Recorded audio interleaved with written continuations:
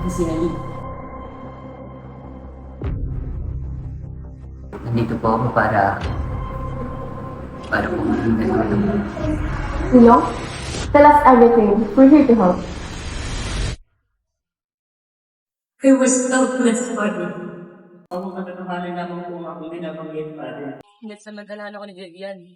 Baka naman hindi ka lumaban.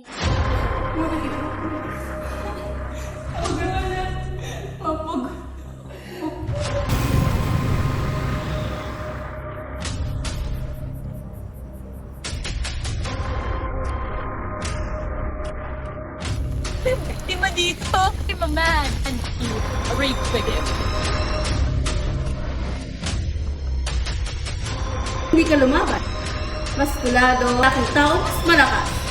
Imposible. Elintik na yan!